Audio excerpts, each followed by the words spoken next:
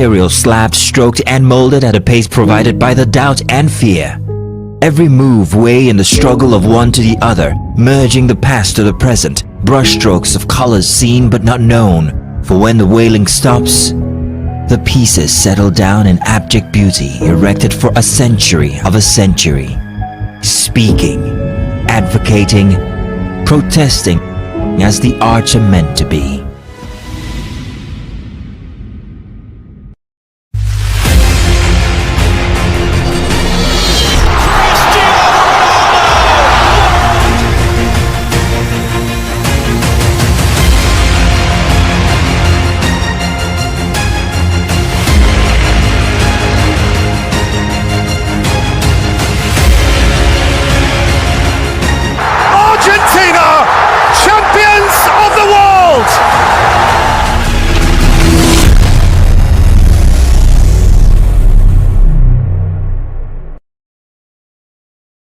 Level 2, electrified fence. Space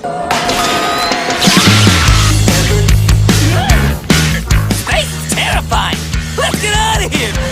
Hey Nick fam! Remember, Nick on TVC is your one-stop for engaging children's shows like El Tigre, Paw Patrol, SpongeBob SquarePants, Kung Fu Panda, and lots more to keep the kids glued to their screens. Catch us on Mondays to Fridays at 4 p.m. to 5 p.m. and Saturdays and Sundays from 7 a.m. to 9 a.m. right here on TVC. Entertainment will be an all-encompassing thing that interests you from different spheres or different forms of art. So it could be spoken word, it could be rap. Like my own parents would say, like, enjoy it and yeah, give it its own like respect. I guess in my mind, entertainment is just a broad spectrum.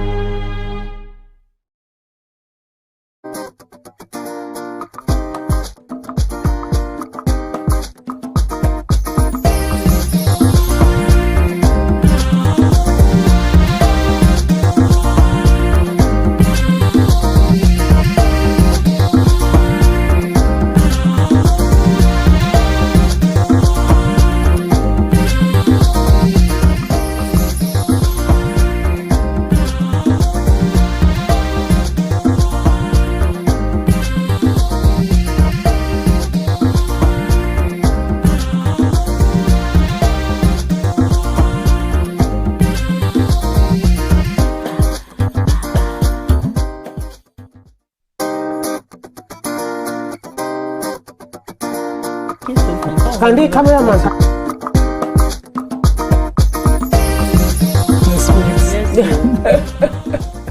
It's Wednesday on Your View. Welcome to the show. I am Tokwe Mark Odige, and with me as usual are the beautiful ladies. NEMA is strong.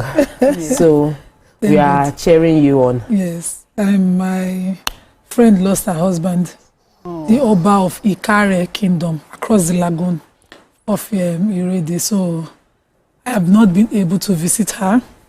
I saw her message yesterday. Oh Lori, I'm very sorry. My heart is with the people of Ikare Kingdom, and I will do my best to be there this weekend. I have to take a boat to Ilashe area to see her. So I have to do that. I meant to, my nature, I would have gone, but I was looking for backup.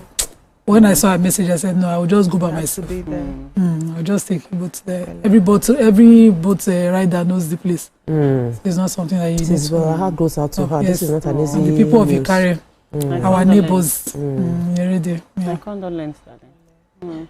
Welcome back to the show, birthday girl. Yes, Amaka Fresh. So yesterday was Amaka Fresh's birthday. Yes. Our one and only Amaka Oracle. The original children's day. The child of the children's day. Yes. And That's why she no hungry. She no go old. Forever a child. When you are born on Children's Day, you are forever a child. How you doing? I hope you got all the love and pampering. I miss you all. I miss you all. I missed you all. And to our viewers, I missed you all. Thank you so much. I saw the messages, all the love, I expect all you. the prayers. I did not see the gifts and the money. People don't like money. They should balance the equation. I had such an amazing time. work and everything, being out there. But I'm so glad and happy to be here. Yeah. Yes, I am. And Welcome back. Thank you so much. Welcome back. The only babe, let me not say it. Let me not say it on TV. So I don't send people after you. But welcome back. Really How are you? You look good. Thank you. So my teenager is around.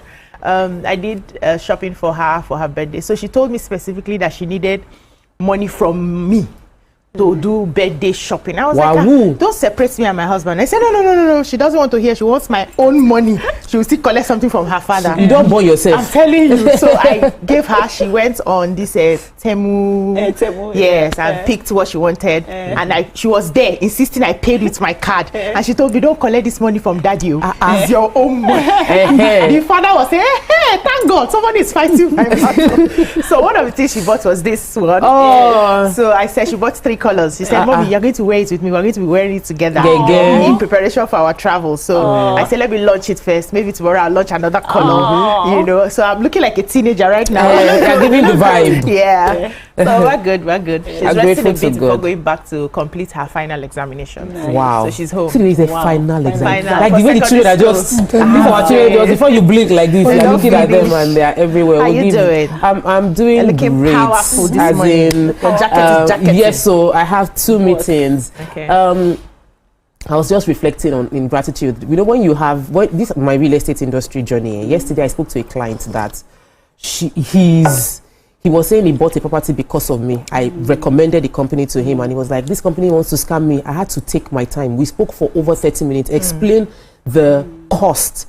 You paid 10.5 million naira for a 2-bedroom. I said, right now, 20 million naira cannot build it. And they are promising to deliver carcass for you. Take it. Don't say that they are scamming. Nigeria we don't have that support from bank, somebody that will bail you out. We don't have it. So it's that clause that covers inflation should have been. But we didn't have it now. We didn't know. No, there should be a full class on all of this. Now we are all doing it. So everybody's putting that clause there. One of the duplexes I have, we're going to sell at 180. We have to do 210. After finishing, importation cost, dollar, everything. But you don't blame the person because if that clause was not included in the contract, he has a right to get what he paid for. So I had to explain, and I'm happy that Mr. Ibrahim, I won't say his full name, finally he understood my point of view, and I think we must celebrate the customers who understand the pain that companies are going through to deliver, and also find a way to protect yourself as a company. Developers should stop keeping quiet. Explain in detail because it helps. Thank you so much. Ladies, we have a very, very packed show. Let's take a break. When we return, we'll go through the pages of the newspaper. Stay with us. We'll be right back.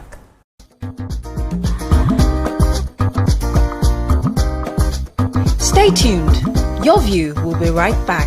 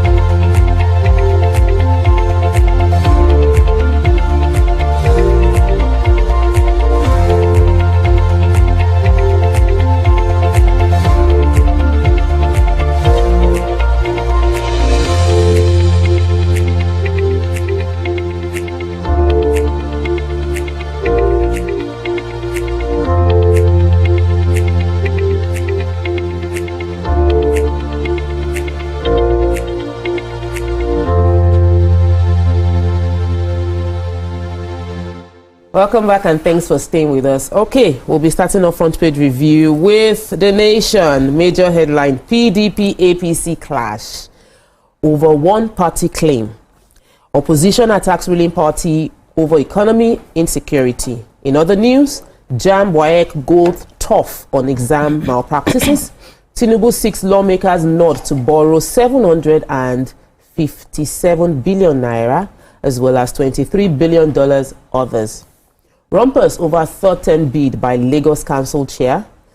Democracy at 26. Still much to do. Okay, what story are we starting with? Let me just do the drama between the PDP and the APC. They need a tire.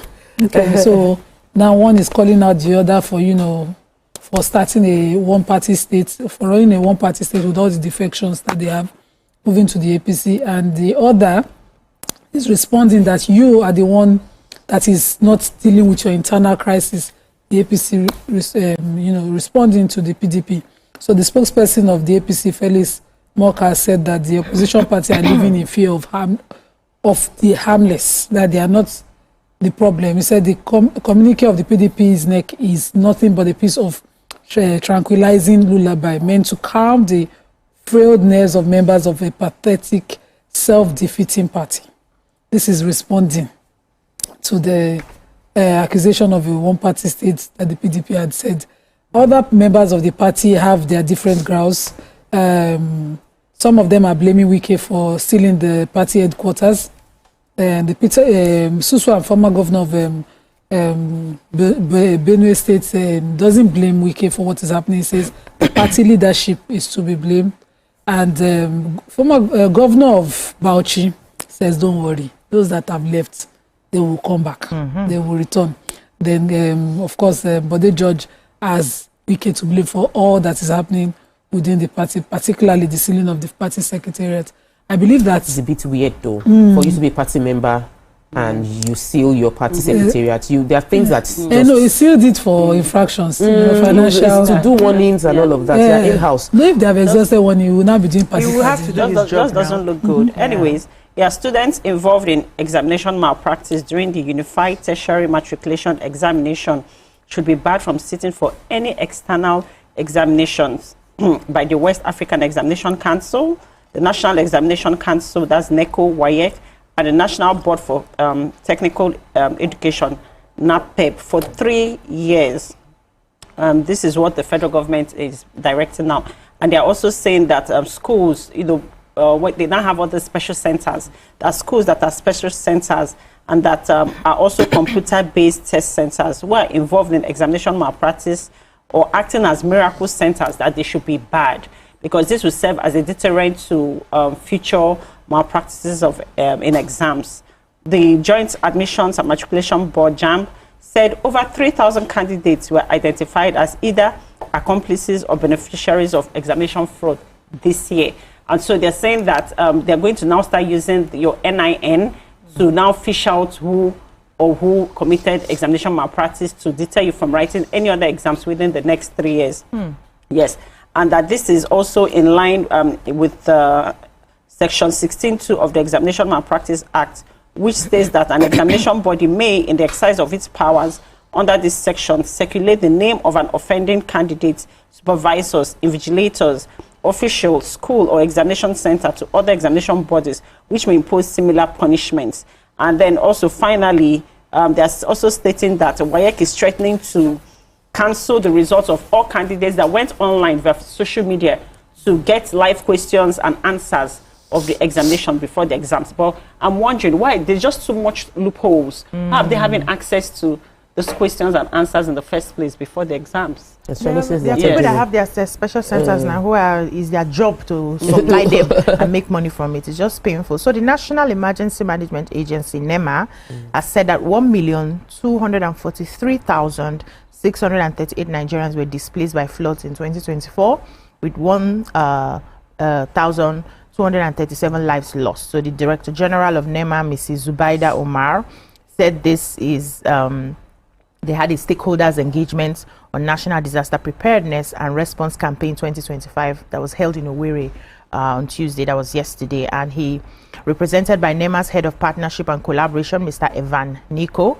and he said that the floods, which affected a total of 5,264,097 persons, also affected 1,439,296 farmlands and left 16,469 persons injured. Wow. So they spoke on the theme, strengthening resilience, enhancing preparedness and response, and is calling for more attention to the grassroots to save lives and build communal resilience across Nigeria. She also said that NEMA had developed climate-related risk implications, preparedness, mitigation, and response actions to reduce the would-be impact of the 2025 flood based on the predictions by the Nigerian Meteorological Agency and the Nigeria Hydrological Services Agency. Said they are really prepared for this. And he says, I quote, We have embarked on various activities aimed at preventing and mitigating the expected impact of the disaster with a view to reminding stakeholders about their responsibilities in flood disaster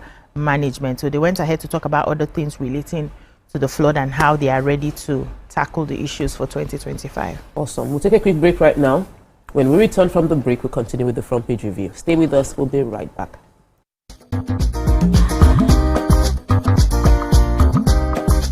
Stay tuned. Your view will be right back. I'm Miriam Lunge. I'm a passionate environment advocate and a published author. I am the founder of Celebration, a businesswoman, and a fashion icon. I am a wealth coach and a real estate developer. I am Amako Arakwe. I'm a corporate commercial lawyer and an entrepreneur. Welcome to Warhaka. I am Ramatu Shehu Oyibo, an entrepreneur and a business coach. I am the voice of an average Muslim woman, an hijabite, and a lawyer. I am a polymath and a serial entrepreneur. I am Murayo Afolabi Brown, Managing Director, TVC Entertainment. I'm a media consultant, producer, and broadcaster. The ladies of Your View are made of women from different professions, tribes, cultures, and religion. Join us every Monday to Friday as we share our views on topical and social issues. Good morning, Marina Station and all the passengers. Efficient, it's comfortable. This development will go a long way in reducing congestion and emission. The trains are long-term solution to Lagos traffic challenges. This is where we take the final, decisions on policies, programs of government. I will have to ensure that, the narration of Lagos as a PLC is taken very, very seriously. This is a major pedestrian bridge linking Oyingo here to Apapa Road over there. With this overpass, we are providing what we call permanent solutions.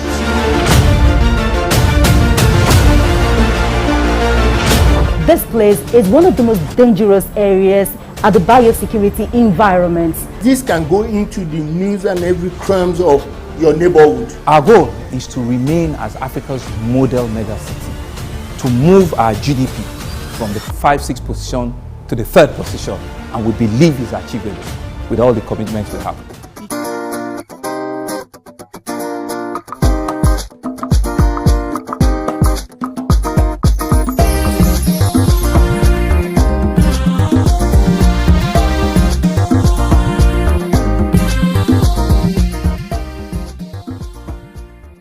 Welcome back and thanks for staying with us. So we're still reviewing the front pages of the paper. Moving on to the Punch. Major headline. Fresh $24 billion borrowing may balloon Nigeria's debt to 183 trillion naira. The National Assembly said to approve Tinubu's loan request. Foreign debt near $70 billion. Economists worry over high debt servicing costs. In other news, we have PDP PDP NEC under pressure as INEC validates Wike's back secretary. NFIU probes 48 billion naira suspicious transfers to Dubai, Hong Kong. And of course, all the newspapers have one form of advert or the other celebrating 2 years of leadership and progress. Tompolo did one. This one is actually by Senator Dr. Abdulaziz Yari Abubakar, a senator. I just feel the president needs to stop this thing. The borrowing? No, they should stop the adverts. Okay. Yes, they need to stop the adverts on front page because the money should be put into other things. How expensive? I know that the newspaper will not complain because they are making money. Is it a lot? It's a lot. It will buy shares. Let's take the stories that PDP next. So the fact-finding committee of the PDP National Caucus, led by the governor of Taraba State, Agbu Kefas, and also in that committee he has the governor of Zamfara State, Dauda Lawal, and Peter Mba of Enugu. This fact-finding committee, with other members, found out that the INEC only recognizes Anyanwu, the Nyesom Wike's loyalist, as the party's national scribe, as the secretary of the party, Samuel Anyanwu. And of course, they've reported to the NEC, that's the 99th National Executive Committee meeting of the PDP, and they announced this, that they went to do fact-finding. I'm wondering, one person did not just email INEC chairman or know is the recognized party, but this is following a Supreme Court judgment, and they are now worried. They now have to do a 21-day notice and reconvene June 30 to know how to remove PDP, Wike's loyalists, because the one way Wike don't do the party, he don't do. At this point. But Wike already, last week, he has been calling out Governor Seyi Makinde of Oyo State and Governor Mba of Enugu State for certain things and saying that he's going to withdraw certain things from the party. But you can go and read Punch for the details. Okay. So the Nigerian Financial Intelligence Unit has raised alarm over an alarming surge in suspicious financial transactions from Nigeria to Dubai and Hong Kong. Yes, two jurisdictions it describes as emerging global hotspots for illicit financial flows. They also stated in a report which they obtained in May 2025, last this month, that the NFIU revealed that it received 401 suspicious transaction reports linked to both regions between January 2021 and September 2024, with the total value of flagged transactions exceeding 48 billion naira. That's a lot of money. Yes. While only 185 of the STRs were connected to Dubai, they accounted for the bulk of the total value of 29.6 billion naira. The remaining 216 STRs were traced to Hong Kong, valued at 18.6 billion. That's a lot. So they're saying that they find it pertinent to issue this advisory to relevant stakeholders to employ enhanced due diligence in detecting and deterrence and detection and prevention of abuse of the financial system through these hotspots, because they are using these systems and these loopholes for money laundering. So I can even understand Dubai, because I know plenty of people that are buying properties in Dubai, selling properties in Dubai. But Hong Kong, I don't know much about there's a lot. You're not coming from that region. Hong Kong is beautiful. Hong Kong is a lot of that Nigerian transactions happening there. Yes. Wow. Not just only Nigeria, but all over the world. But at least all they have jurisdiction for now is for the Nigerian transfers. Yes, that's going on. Yeah, so the major headline here, they say Nigeria's public debt is set for another significant jump as President Bola Ahmed Tinubu has requested the National Assembly's approval to secure fresh foreign loans amounting to about $24.14 billion US.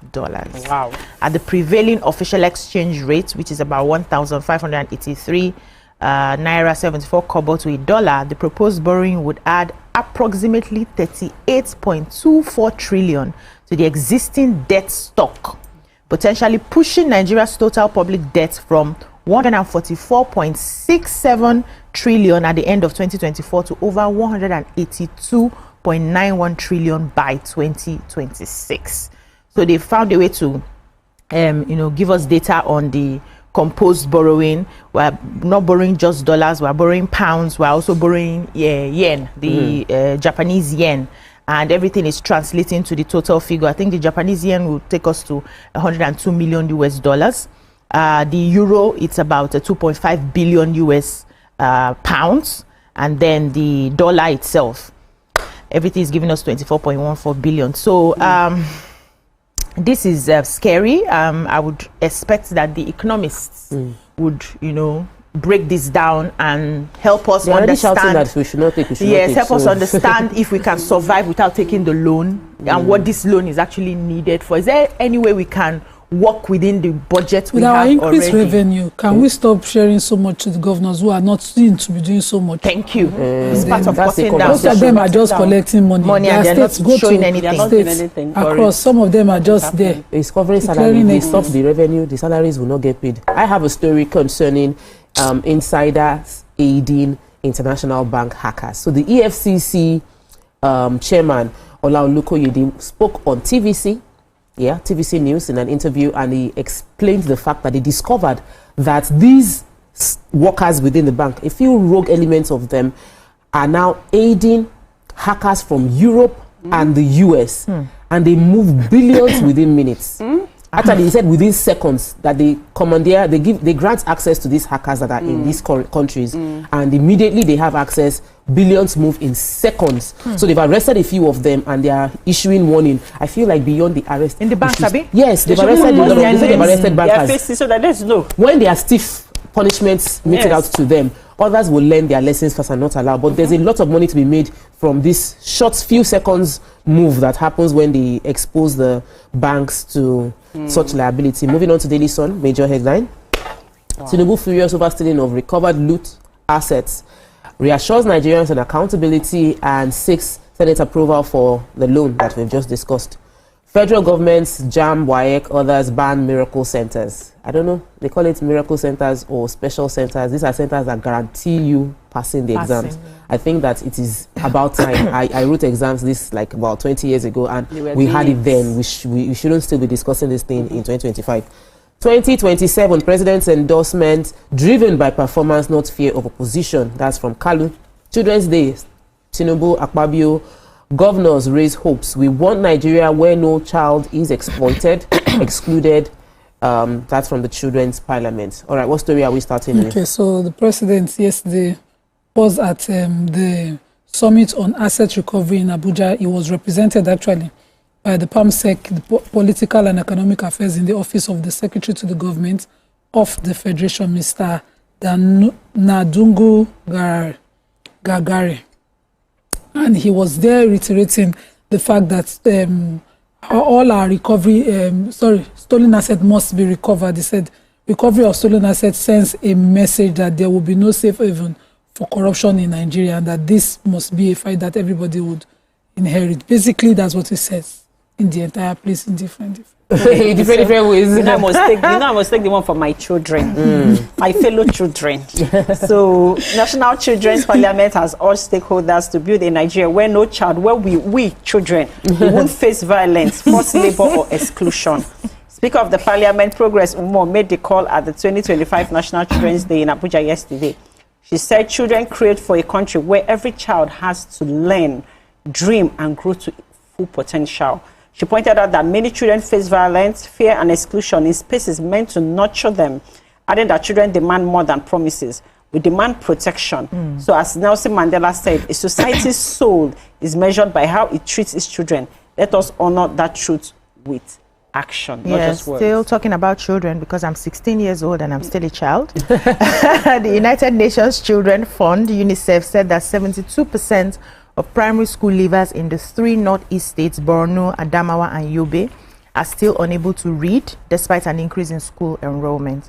So the UNICEF officer in charge, Maiduguri Field Office, Mr. Joseph Senese, disclosed this at a press conference in Maiduguri, Borno capital, yesterday to commemorate the World Children's Day. So he says despite improvements in school enrollment, an estimated 2 million children still remain out of school in the region. Moreover, 72% of children who complete primary school cannot read simple text. Wow. And only 62% transition to junior secondary school. So he said the theme of this year's World Children's Day is tapping the untapped treasures.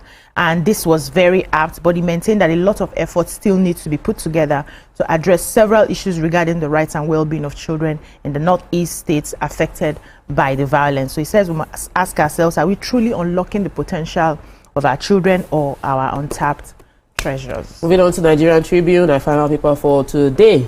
Tinubu writes National Assembly. We've spoken about the debts. They want to borrow more money.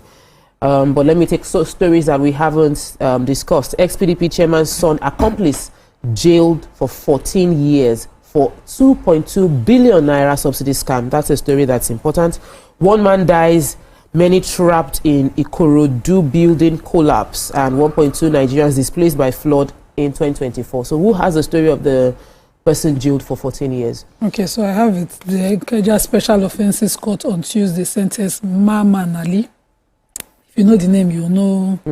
And Christian Taylor to 14 years imprisonment, each over the 2.2 billion oil subsidy fraud. You know, we've been asking where these people are in that year. So EFCC had charged them alongside one Nasaman Oil Services Limited with an amended 57 counts charge, bordering on conspiracy, obtaining money by false pretense, forgery, and the use of false documents. And they pleaded not guilty. but they were found guilty and now sentenced to 14 years. Awesome. Yeah, quickly, this one happened in my hometown, Asaba. They said operatives of the National Agency for Food and Drug Administration, that's a NAFDAC, have uncovered an uncompleted building in Asaba, Ogwashi, and Nyocha South local government area of Delta State, where a couple allegedly relabel and repackage expired injectables. They said they identified injectables to include gentamicin, 280 milligram, which they said they had been banned over 10 years ago, chloroquine phosphate, 332 milligram, 5 milligram egomentrin injection, and other unidentified injectables wrapped in wrappers. So the deputy in charge of NAFDAC investigation and enforcement, the Federal Task Force for South, South and Southeast, Mr. Babatunji Omoyeni, was the one who disclosed the name of the injectables. He said they had expired as far back as 2018. He said the wife of the suspect has been arrested in custody. In fact, when they broke into the place, it was an uncompleted building, about 6 rooms in the flat. And by the time they walked in, they saw the guys were sleeping. Probably they had worked all night to relabel those injections. And they immediately they woke up and saw them. They flew the fence and they all took off. So they have arrested the wife in charge. They now started uncovering all the injectables. So what they do, they will relabel them, repack it, and send it to a market. Change expiry dates. Change expiry. We are wicked people. We're wicked. Not be we. We have these people and these criminals are inhuman. There are many legitimate ways to make good money. You don't need to compromise the lives of others, especially innocent children who might end up taking these drugs. All right, that's what we can take on the show today. When we come back, we have a special feature. Stay with us. We'll be right back.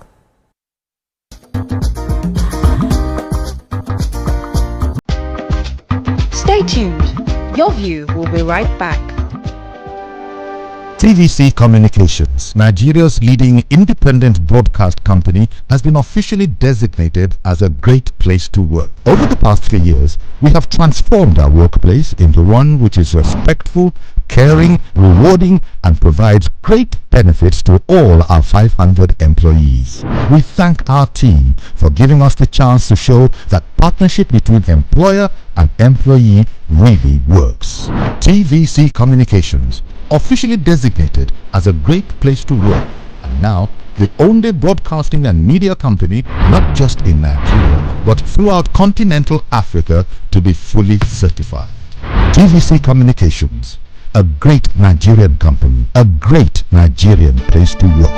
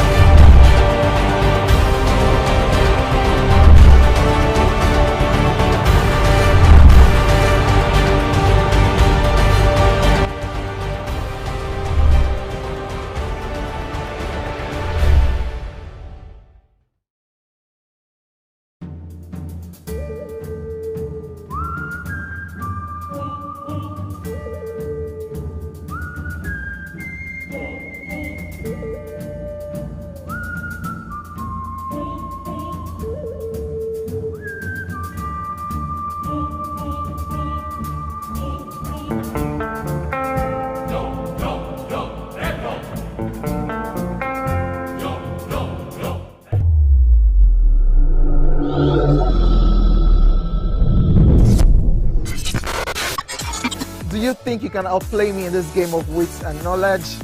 Can you go 7 rounds without flinching? I meant answering 7 questions correctly. How well can you hold your liquor? If you're curious, then join us for the most exciting conversation and games with your favorite celebrities on 7 of 7.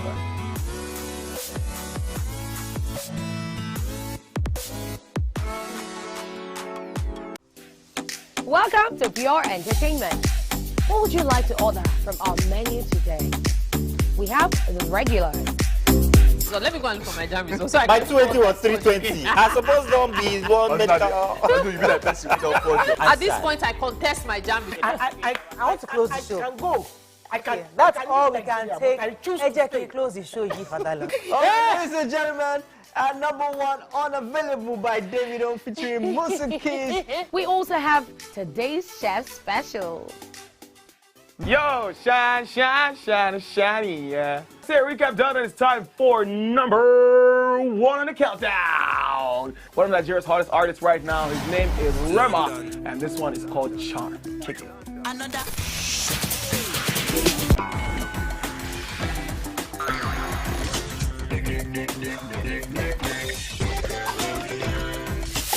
For dessert and a bit of nightcap, we have the nighttime and online specials.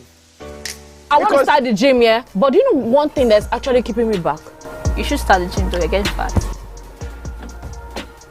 Cricket.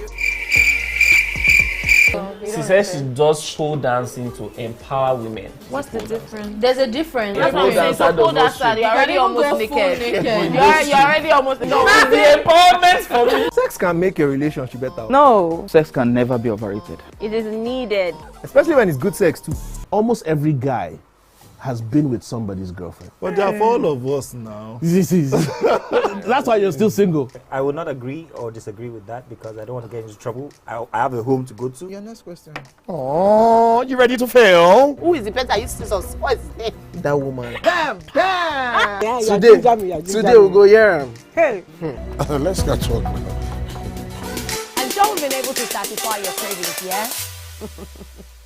Stay good. TVC Entertainment for pure entertainment.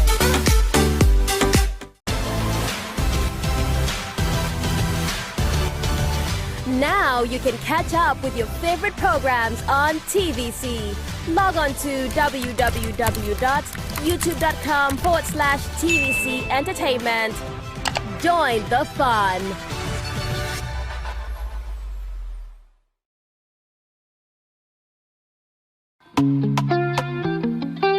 Get ready to step into the heartbeat of your city like never before. Welcome to Events Diary, where every moment is a celebration. From the electric energy of Owambe extravaganza, to the richness of our culture, to the sophistication of corporate gatherings, Events Diary is your VIP pass to the hottest gatherings in Nigeria. And guess what? I'll be your guide, your style icon. Each week, join me as I transform from traditional chic to corporate sleek. Whether it's a birthday bash or a high-profile gala.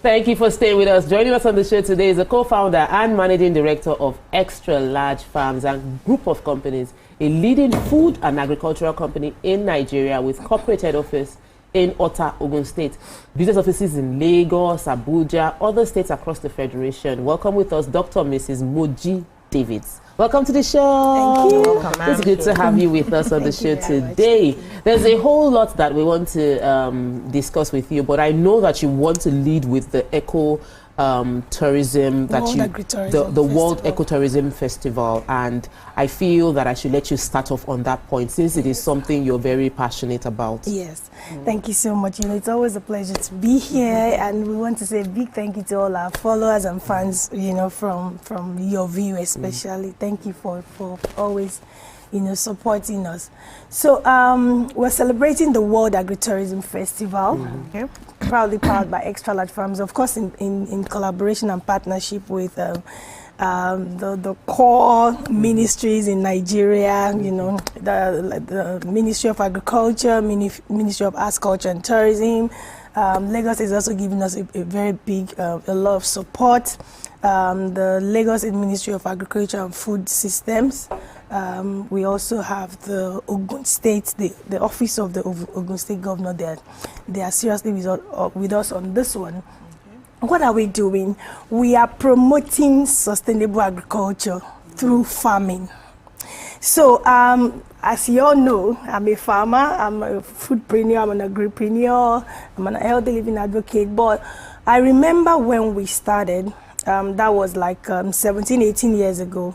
And we came to Nigeria, And my husband said, "Oh, God said we should go back to Nigeria and do agriculture." You know, it was a weird thing. Like, are you sentencing me to death? You know, coming to Nigeria alone is enough punishment. In your mind, in my mind, and you know, then you now come and I said, "Come into agriculture." So it was like, oh, this is so impossible.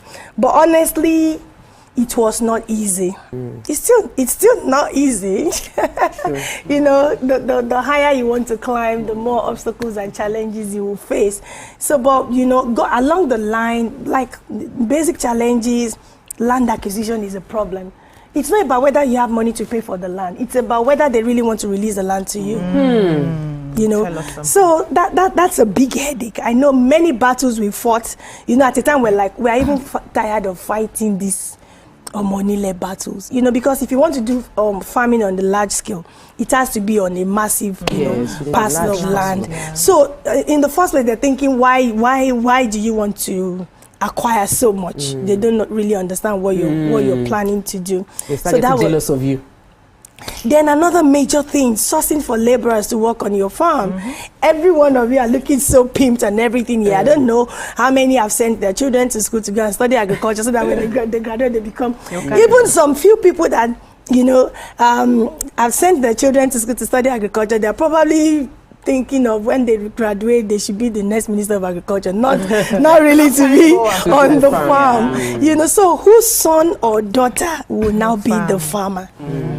It's a big headache. And, you know, it was even better then, you know, talking about 16, 15 years ago, you know, we could easily source, especially from the neighboring countries when our currency was very okay. But now it's in fact, ask any farmer today. It's a big challenge. It's a big challenge. Then, you know, another challenge is, okay, so God has helped you, you've acquired land, okay, no problem about that. Oh, you've been able to source laborers to work on your farm, no problem about that. You've been able to identify what is profitable for you to go into in farming. Because like I always tell people, don't just say you want to be a farmer. What exactly do you want to do? And what have you done your research?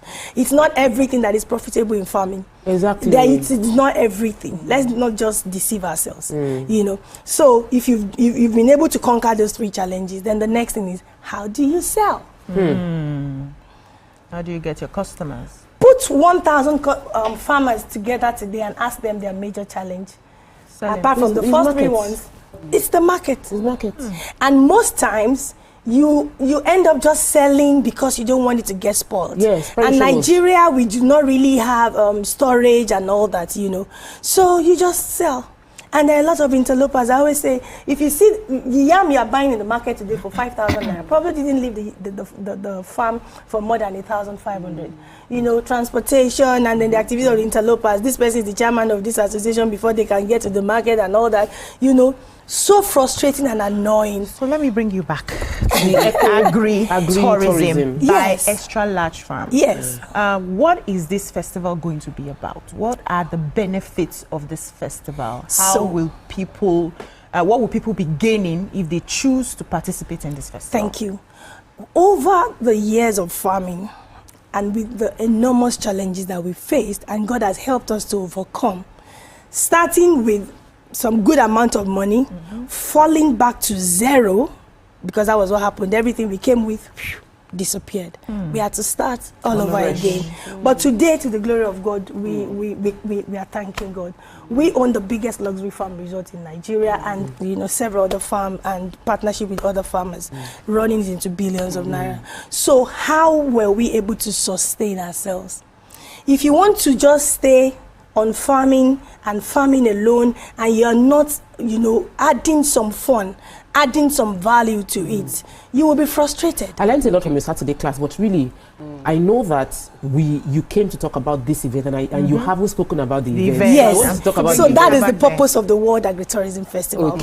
You know, rebranding agriculture, readorning it, because the garment is wearing right now epitomizes poverty, hardship, and everything. So how can we make it more fun? You know, so we are still talking about agriculture, but we're coming through tourism. You know, that's the purpose of the World Agritourism Festival, and it's a 90-day long celebration. Wow. I tell you, It's a 90-day long celebration. Started on the 16th of May. We have about 4 virtual summits with speakers from all over the world. Then we also have the grand summit and the Gala and Awards Day. It will be holding at Marriott on the 11th of July here in Lagos. We have speakers, the likes of the Minister of Agriculture. We have the likes of Honorable Abike Dabiri will be there, Rewa. You know, we have the likes of the First Lady of Ogun State will be there. We have prominent speakers will be there. Then we have another one that we call the Agri-Tourism Expo and Wilderness Convention. Because this is what we want to achieve. As we are celebrating this 90 days of this World Agri-Tourism Festival. It's not only in Nigeria. This is the Nigerian edition. We're having the UK edition in October. We're having the Canada edition in March. We're having the Australian edition in July. We're having the France edition in May. So it's in five countries. But from here, our aim for Nigeria is to raise minimum 10,000 people who are willing to go into it. Who are willing to say, I am ready. Show me the way. I tell you, whatever it is that you're doing for 18 years and you're able to sustain yourself, you know, whatever, even if you know, it means you know what you're doing. So we want to show people the way. In agriculture, in food processing, you know, in food distribution, the value chain entirely, and how you can make it more fun, how you can make yourself a proud, you know, agripreneur. So that one, we have the Wilderness Convention. We are putting practically in people's hands how they can begin to make millions of money. Because I have dabbled into this agric thing. Yes. The more I look, the less I'm seeing. The account is not accounting. Yeah. So how are we able to stay on for 18 years? I'm a good student. I attended a master class this Saturday, but we are going to still continue. So fortunately for us, in 2025, where tech plays a huge role now in making things better for every sector. You know, my very close friend, the husband happens to be an agri-tech guy who has different apps, like in Ghana that helps, and in America that helps farmers in terms of knowing what amount of fertilizer to put, to detect them when they are when there's an attack, diseases on the farm. So can you give us a scenario where whether you've ever had an attack on your products, right, at the farm, maybe an infection or whatever, how you were able to curtail it, and what are you also using tech, agri-tech, yes, to enhance productivity in your farm? Yeah, tech is not that much there in Nigeria yet. We are moving there gradually. But we're even talking about how do we get people to be interested in the first place before we even start talking about tech. People don't want to do this thing. You understand? And the more we all run away from it, the hungrier we will be as a nation. The hungrier we will be as a nation. In rounding off with you, I would like a lot of people would want to know how to connect with the World Agri-Tourism Festival by Extra Large Farms. They will also want to know how to learn from you. So please give us the details of. Okay, so like I said, it's a 90-day long celebration. We have the one that everyone can be part of is the one happening at Bamura Convention Center by Sheraton in Lagos on the 3rd of July. This is where we are going to be, the expo and the Wealthiness Convention. You want to be a wealthy person in the agriculture space and agri-tourism space. As a matter of fact, we are inducting over 500 agri-tourism executives on that day, you know, and whoever is watching me right now can be a part of them. You know, so we're teaching people how to start and be able to begin to make money in 9-10 zeros, even with zero capital. That's number one. Number two, somebody is right there, you don't really have the time, but you have the love for what we're saying. How can you also partner, you know, and be like, let it be like a side also. You're not really fully involved, you know, but what can you send your money into to do for you within the agri-tourism space? We have opportunities for that. And then also, as we celebrate this one, like I told you, we're raising minimum 10,000 wealthineers within the agri-tourism space. So on the 3rd of July at Bamura Convention Center is a big one happening on that day. On the 11th of July is a Gala and Awards Day.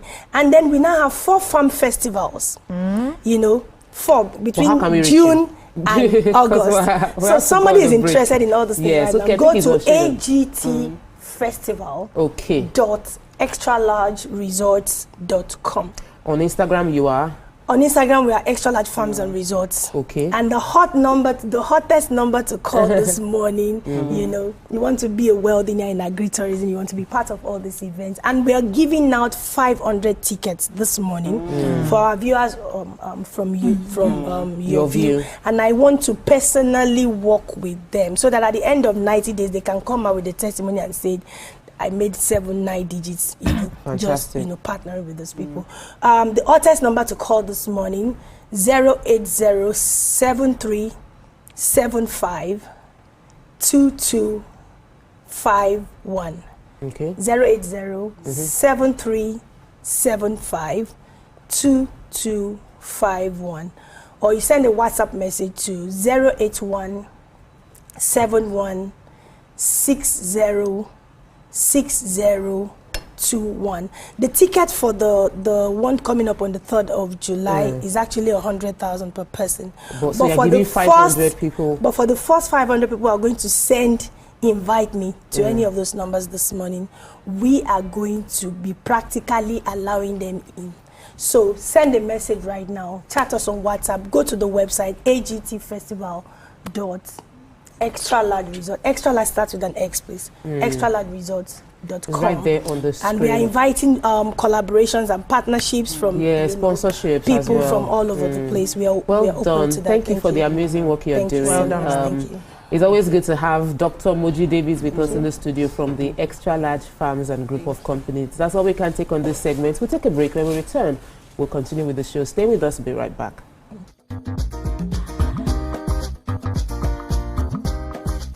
Stay tuned. Your View will be right back. Get ready to step into the heartbeat of your city like never before. Welcome to Events Diary, where every moment is a celebration. From the electric energy of Owambe extravaganza, to the richness of our culture, to the sophistication of corporate gatherings, Events Diary is your VIP pass to the hottest gatherings in Nigeria. And guess what? I'll be your guide, your style icon. Each week, join me as I transform from traditional chic to corporate sleek. Whether it's a birthday bash or a high-profile gala, you won't just see it. You'll feel like you're right there with me. Aww. From meetings to evening soirees, I'll be there. Or to the trendiest street festivals or to music concerts, Events Diary has something for everyone. So join me as we explore the vibrant tapestry of Nigerian scene, one event at a time. Brand new studio, brand new set, a new face, but still your favorite breakfast show, Wake Up Nigeria. It's a fresh new energy, new vibe. You smell that? Now that's the smell of tasty, tantalizing food from our various chefs.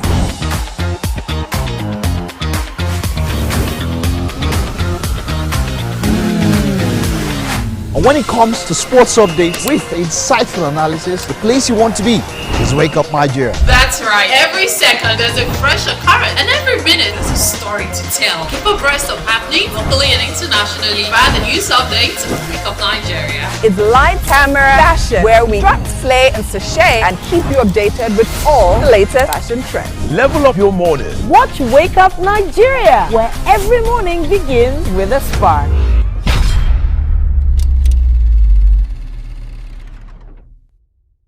Hey, my people, I greet you plenty. My name na Uwi Balogun. My name na Damilola Banire. My name na Moyo Faraway Ahmed. If you also call me Moyo, listen. And this na Abigail. And I dare on top your view pigeon. I'm going to bring you bass, boost. I don't get person will be single mother before. He carry another man show say now my husband be this. This na wetin you want. After that day, the man disappear again. If you snooze, you lose. If you miss this show, you miss out. On top this our show, I not dey gree for anybody. When you dey find the husband, you not see sign say the guy smart, you don't vex, don't give signs. If they look for person, we will give them to you. Fact as it be. Men no dey never get force. If baby not there for her, na the woman. Talk no dey be person, you make person no fit talk true inside. But for this country, we not say if we open court in the morning, waiting no good, no good. Me and my sisters, hey, we go tanda gidigba for inside studio to give una all the latest information. But look, we not even take responsibility for the children. Leave the man. And that's some warrior.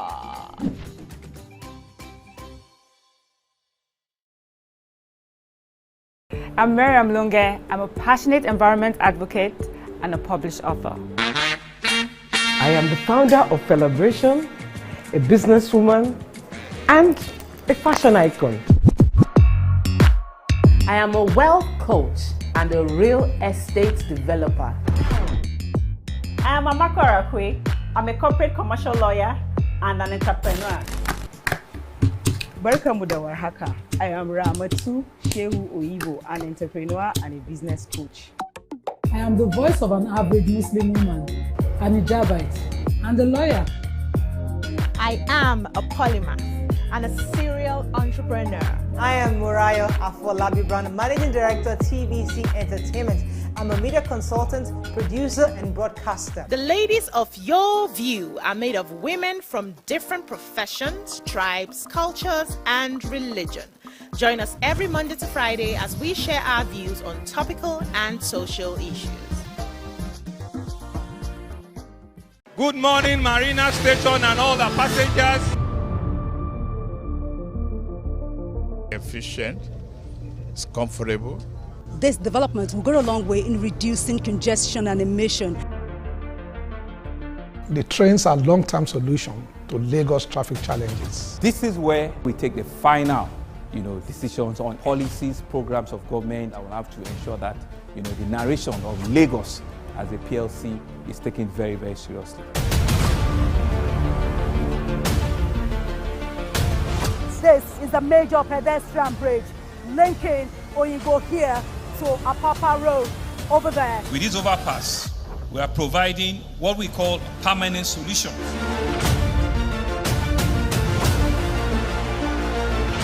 This place is one of the most dangerous areas at the biosecurity environment. This can go into the news and every crimes of your neighborhood. Our goal is to remain as Africa's model megacity, to move our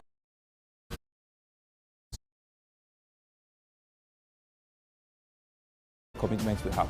Explore the city of Lagos, where dreams are made and possibilities are endless.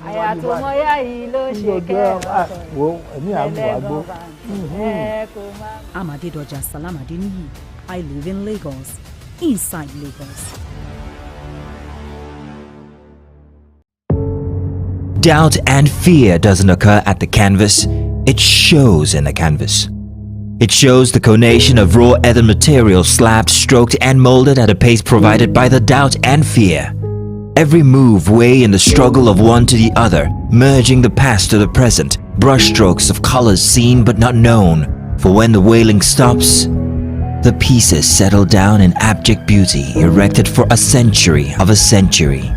Speaking, advocating, protesting as the arts are meant to be. I'm Nifebi Oguntoye, news anchor with TVC News. My day is usually busy and it's difficult keeping up with breaking news stories, trending stories, business news, stock exchange and what have you. But with TVC News on WhatsApp, I'm able to catch up with all the breaking news, real-time updates and trending stories on the go, right on my phone, no matter where I am. It's quick, easy and always on. And hey, you can join us by scanning the QR code or using the link on our X and Instagram. Why wait? Come to the side of news that keeps you ahead. TVC News, first with breaking news.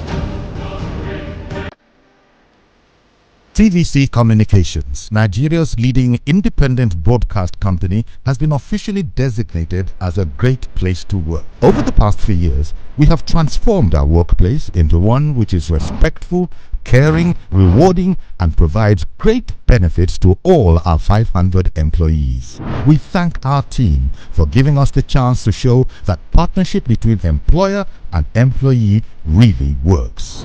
TVC Communications, officially designated as a great place to work, and now the only broadcasting and media company, not just in Nigeria, but throughout continental Africa, to be fully certified.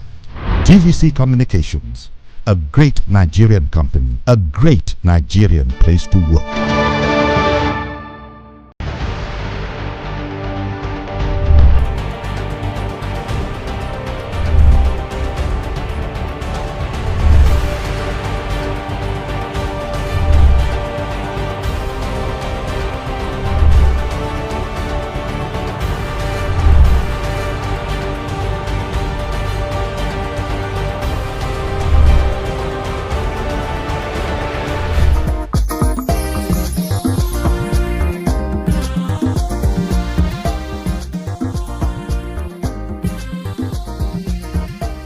Welcome back and thanks for staying with us. The House of Representatives has initiated legislative action to ban commercial surrogacy in Nigeria, proposing a framework that allows for surrogacy solely for non-commercial altruistic purposes only.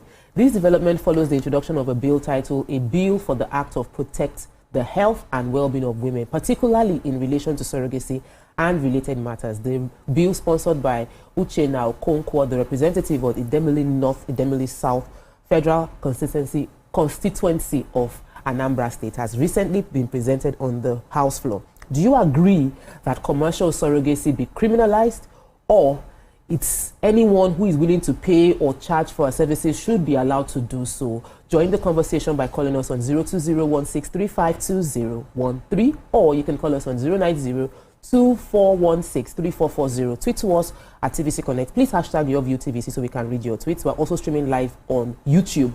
You can talk to us through that platform as well. Now, this is a topic very dear to me because I'm still raising funds for the 40 IVF I want to do, and many people cannot qualify because they don't. There's no option. Maybe they don't have eggs or stuff. They have to do surrogacy or cervical incompetence, and they say because of how high the cost of surrogacy is. Because surrogacy now means you're paying for the surrogate, you're paying for the IVF, you're paying for the medical bills that will come from it. Only those that have a lot of money can afford surrogacy. I feel like it is something we should discuss. Yeah. Thankfully, we have two people that can give us from the legal luminaries perspective. Does it make sense for us to take this off being funded as some countries have done, or should we leave it to be free for all as it pleases Nigerians to go about it? Okay, so let's start from the non-legal perspective, the human perspective, which is that everybody has a right to want to bear children if they can, and if they can't, to have an alternative or have another option, right? But then, for the fact that you can have kids, you can make babies, doesn't mean that you're competent enough to be a good parent or to be, to raise a child, because most parents should not be parents, right? And then that's where the law comes into play to be able to protect the kids, the children, and the rights of a child.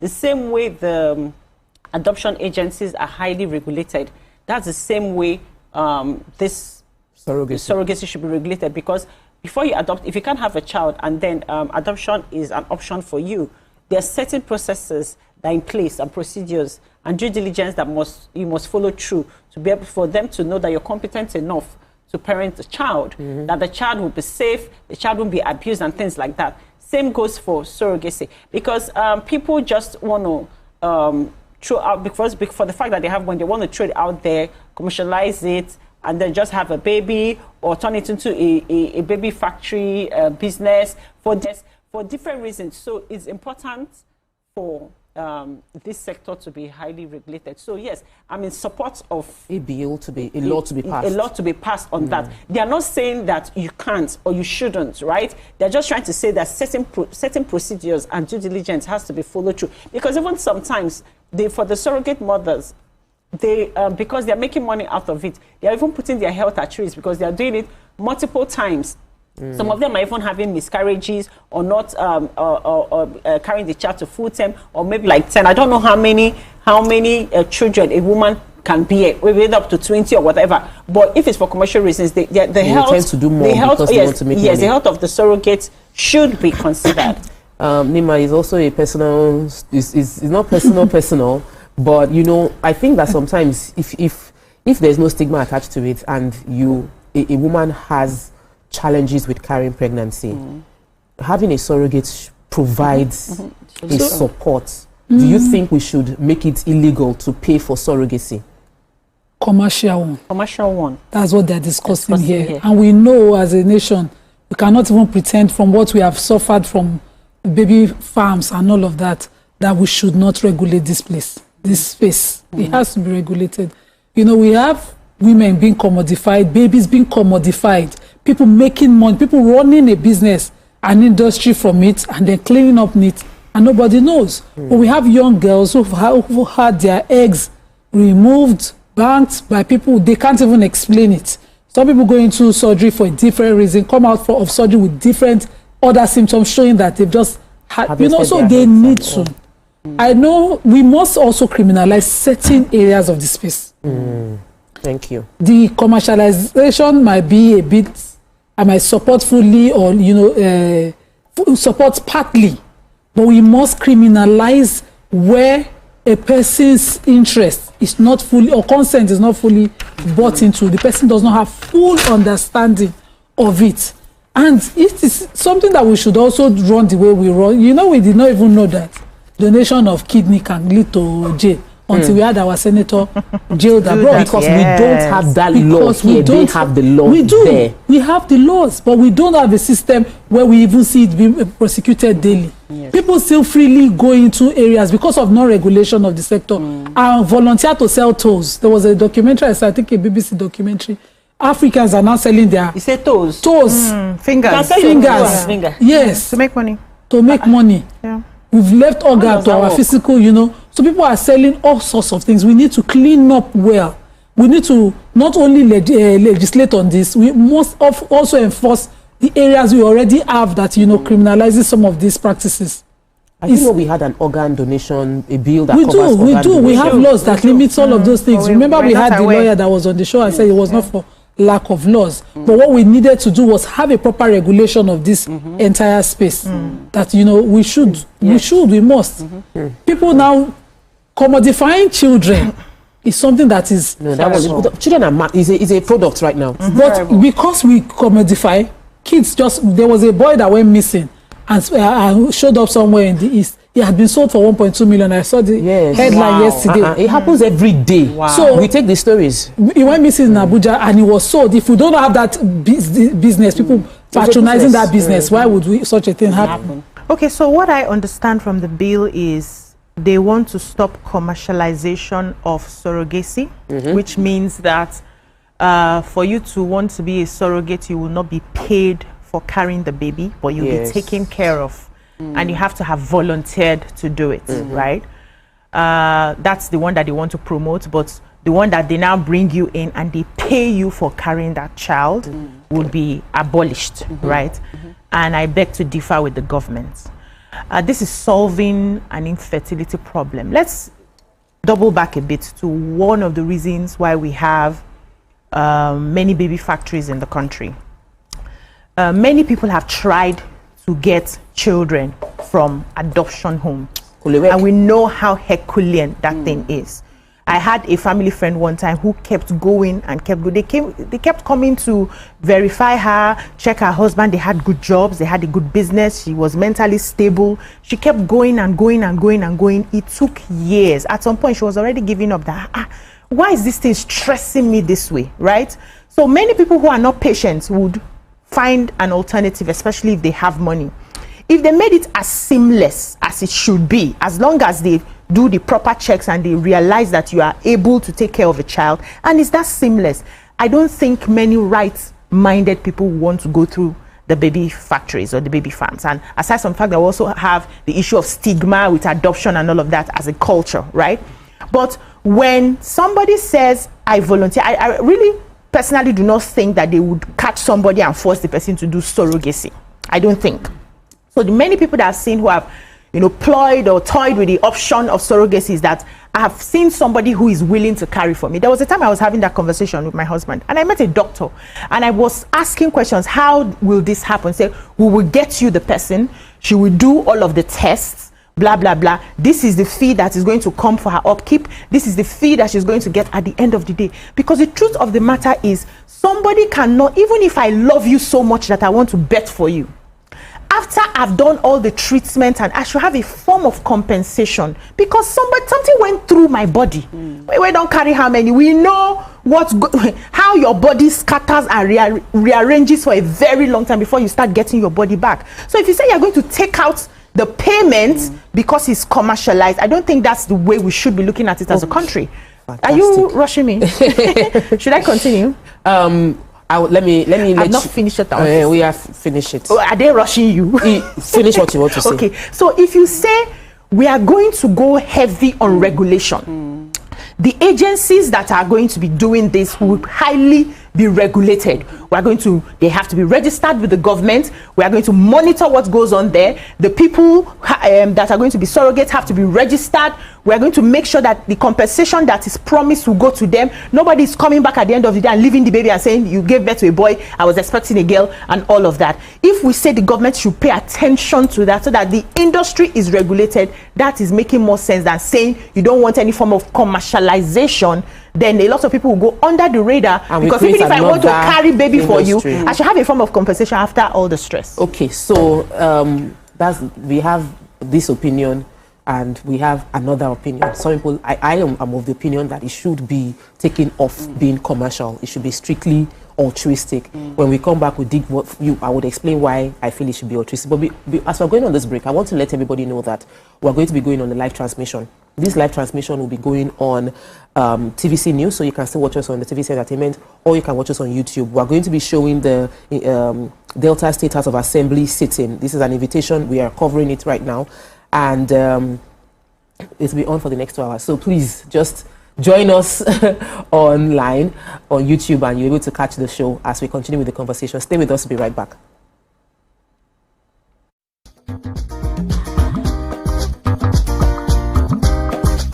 Stay tuned. Your View will be right back.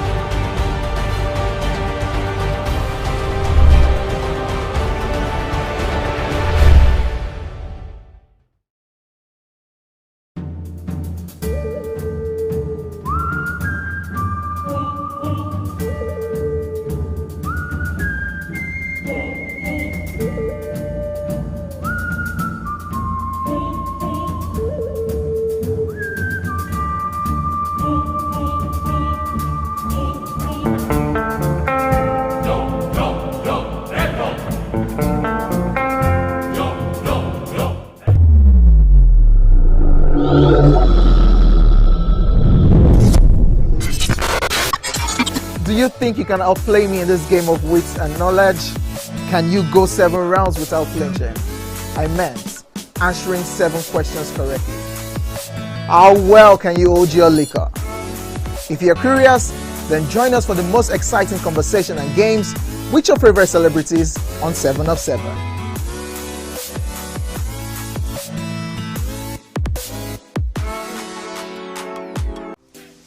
Welcome to Pure Entertainment. What would you like to order from our menu today? We have the regular. So let me go and look for my jammies. So My 20 was 320. I suppose don't be one medical.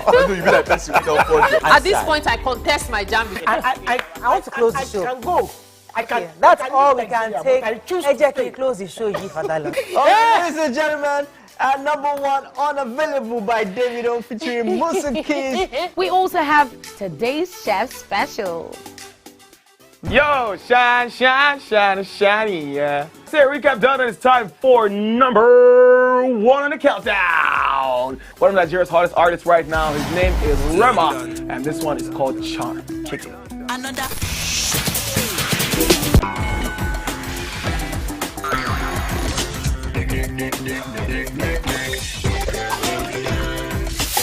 For dessert and a bit of nightcap, we have the nighttime and online specials. I want to start the gym, yeah. But do you know one thing that's actually keeping me back? You should start the gym to get fat. Cricket. She says she does pole dancing to empower women. What's the difference? There's a difference. Yeah, pole dancer does not strip. You're already almost naked. You're already almost naked. No, it's the empowerment for me. Sex can make a relationship better. No, sex can never be overrated. It is needed. Especially when it's good sex too. Almost every guy has been with somebody's girlfriend. But they are for all of us now. This is. That's why you're still single. I would not agree or disagree with that because I don't want to get into trouble. I have a home to go to. Your next question. Oh, you ready to fail? Who is the better? You scissors. What is it? That woman. Damn! Yeah, Today we'll go here. Hey! Let's catch up. And don't been able to satisfy your cravings, yeah? Stay good. Entertainment for pure entertainment.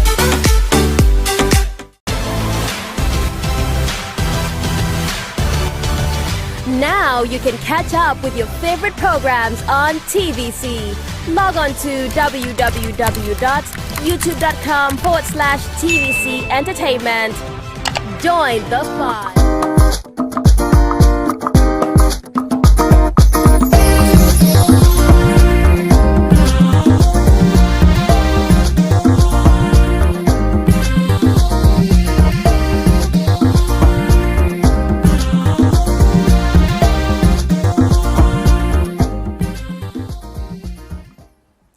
Welcome back and thanks for staying with us. So before we went to the break, VC had mentioned the fact that the woman's body goes through a lot of pain, a lot of challenges. The truth is, I also share the fact that pregnancy and delivery is like life and death. Like you're in between, you're literally, you might just die. And people, a lot of women have died. In Nigeria, we top the number of maternal mortality. So there's no avoiding the fact that going through that process is a sacrifice.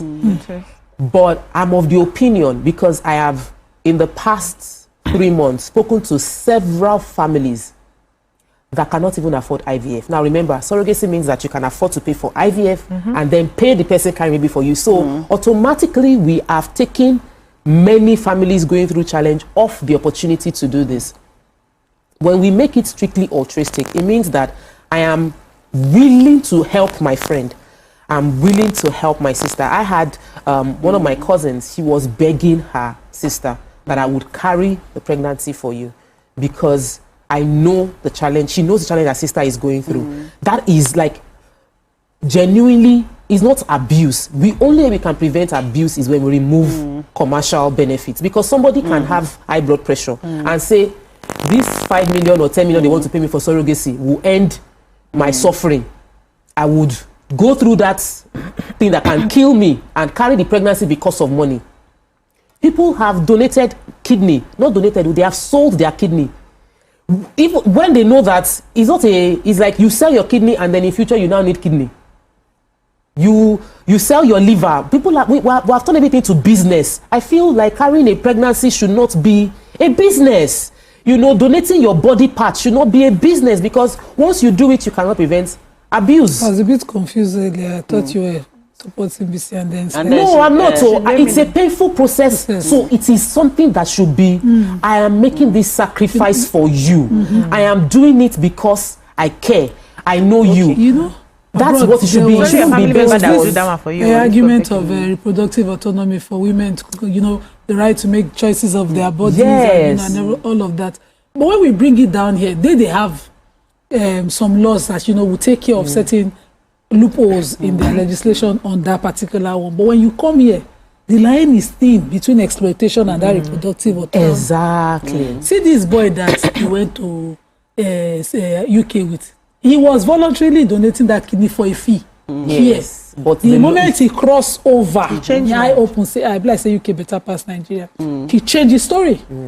He changed his story to a pretty story. He's a trader. He was, you know, nobody now talked about the arrangement they had in the beginning. that they had. Even if he had a document which the senator failed to show, he would have, you know, still gone with that his asylum seeking story and he would have won. So that thin line is why it is even in our favor to not commercialize. To have laws that you know, criminalizes that commercialization. I have a beautiful pregnancy body. It's beautiful, no stretch marks, nothing. If I like, let me born 6. I have had several pregnancies, 2 kids. You will not know when I come outside from my body. You too fine, safe. Yes, pregnancy looks good on me. And so I would voluntarily do it for a family, friend, anyone. Voluntarily, lovingly do it. And if everybody can look at it from that point of view, we'll even be a better society. Exactly. You know your friend's struggle, rather than make a talk about it, make an offer around it. You know the child in question. We raise communal kids, so you can know the child, visit the child. You know there's an Islamic practice of nursing. Helping somebody to nurse. So if I nurse Amaka's baby, for instance, I'm the first-time mother of that baby for life. That baby is tied to me. So there'll be no chance or room for the ingratitude that people fear. That child, as long as that child prays for Jannah with Amaka, he will do the same for me. Yeah, because you are part of this. So we can bring such, and we can, extol such advantages around this. As opposed to monetizing anything. I have a question for I would like Amaka to vote, because she was talking about everything rewards not necessarily being money. So first off, I understand the compassionate perspective that you're coming from. Like I was saying, you want people to volunteer. Why am I going to volunteer to a total stranger to help you? For example, stranger, I'm coming for 9 months. Most people. Why not? So some people have. If a stranger accident for road, Nima, you talk about community because that's how you were raised. Not everybody has a sense of community or have the privilege of having family or a sense of community. Unfortunately, so the world is not like that. There are some people that are actually alone. There are some people that don't have family or close relatives or people that can do stuff for them. There are some people that all their life they have to pay for friendship. They have to pay for stuff. That's the reality of life. That's life, right? So what happens to those kind of people? They need to get things done. And then we also need to take into perspective that when it comes to commercialization and we're talking about paying somebody for something, people get paid. There are different ways of paying for something. It mustn't necessarily be money. It can be favors. Somebody can have a sick parent at the hospital and say, you know what, I'm going to take care of your sick parent, but then I need you to do this X favor for me by carrying this child. That's exploiting. Exactly. How do we prevent abuse when we put money on the table? But what I'm trying to say is that unfortunately, just like every other place in the world where in civilized countries where there is no transfer of cash or favors are being done. That's the reality. There's no free lunch even in Freetown. Yes, very few people are actually, it's only like sisters, family people, very few people are actually doing this out of voluntary means or whatever. There's always something, a minimum exchange. No, not really. Okay, but let me take Shegun. I'll take Shegun's call because I know that many people get donations of their kidney donors and all of that without money being paid. Welcome to the show, Shegun. Mr. Olusegun from the UK, can you hear us? You're live. Thank you very much. Yes, thank you. Thank you very much. Good morning. I tend to agree with Nima, You need to balance the argument that the woman is going to undergo a lot of risk when carrying pregnancy and the fact that it shouldn't be commercialized. Because if you allow commercialization, it's taking a floodgate effect, where, you find it difficult to eventually cut down on the abuse. And as for Dizzy, I think he also has the point. But later listen to Nima's argument. You need to balance it, and that is my contribution. Thank you. Nima's argument is Nima's argument. Please, the moderator, try and allow them to speak, because they do make, all of you make sensible contributions, and I like your diversity, the way you are. You are very independent in your thinking and analysis. So we like to listen to everybody. Thank you so much. That is my contribution. I wish you well, and I wish Amaka a happy birthday. Thank you. All right. So I've listened to Nima's arguments. There's what they call the ideal, and there's what they call the reality. Most time in our heads, because of how we're raised, how morally upright we have been, how our parents have, put heads together to say this is how the society should be, this is how it should be. Most times we have an ideal that we hope that this is what will translate to society. But if you look underneath all of the beliefs and hopes that we have of a better nation, you will see the reality of what really goes on. And from what I've seen in this life, right, in these small years that I've lived on this earth, I've realized that there's no free town, no free lunch in Freetown. Nobody does anything for free without an expectation. The expectation may not be disclosed, it may not be written, it may not be discussed, but there's a hanging expectation somewhere that because I've done this for you, one day, you have an opportunity to do one for me. And that's why a lot of people get heartbroken when after they have done something sacrificial, and then maybe the person now misbehaves, and you hear, after all I have done for you. If you had no expectation, you will not use that statement when things scatter, right? So for safety and protection of everyone involved, I personally would like to make things more make open. it pure business. Make it, yes. It's not like it has to be business, but just put some things for the protection of everybody at the end of the day. We have seen situations where somebody decided to carry for sister. At the end of the day, she realized that, no, please, that is my baby. And before they realized what was happening, the man had to go behind to be packing the sister. So what do we do again? Let's just marry her and put her in the house. Breaking the first wife's heart. At the end of the day, this is sister to sister. And this is somebody that said, okay, let me sacrificially do it for you. So even sisters can break your heart. What about an outsider or someone who's not maybe a family member but not so close, not an immediate family member? Friends can break hearts. Things can happen. Relationships don't work out anymore. At that point, you see this, our lovey-dovey sacrificial, you will now start saying, no, I was the one that did this, I was the one that did that, I need a form of compensation. So why don't we just make it in such a way that what I want government to do is to heavily sit on that industry and say, we are going to regulate every agency that is involved, will be registered with us, will regulate you, will follow up, will make sure that whatever has been promised will be delivered. People are not exploited, people are registered, people are protected within the ambit of the law. Because if you want to take it away from commercializing it, people will go under the radar. Now we have baby factory. By that time, we now have surrogate factory under the radar, and things would happen because people are desperately looking for children. All right, so let me take the call from Mercy before we go on a break. Welcome to the show, Mercy. Hello, good morning, Mercy. Hello. Good morning, you're live.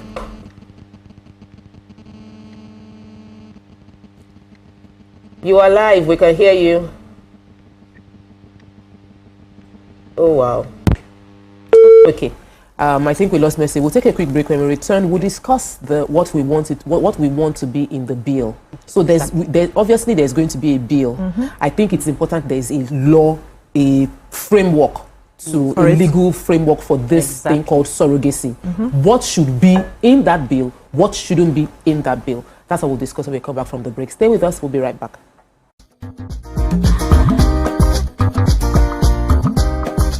Stay tuned. Your View will be right back.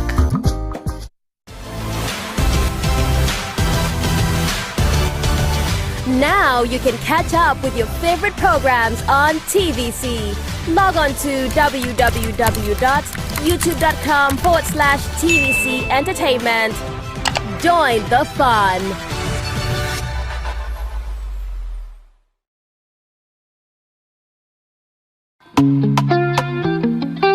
Get ready to step into the heartbeat of your city like never before. Welcome to Events Diary, where every moment is a celebration. From the electric energy of Owambe extravaganza, to the richness of our culture, to the sophistication of corporate gatherings, Events Diary is your VIP pass to the hottest gatherings in Nigeria. And guess what? I'll be your guide, your style icon. Each week, join me as I transform from traditional chic to corporate sleek. Whether it's a birthday bash or a high-profile gala, you won't just see it. You'll feel like you're right there with me. Aww. From meetings to evening soirees, I'll be there. Or to the trendiest street festivals or to music concerts, Events Diary has something for everyone. So join me as we explore the vibrant tapestry of Nigerian scene, one event at a time. Brand new studio, brand new set, a new face, but still your favorite breakfast show, Wake Up Nigeria. It's a fresh new energy, new vibe. You smell that? Now that's the smell of tasty, tantalizing food from our various chefs.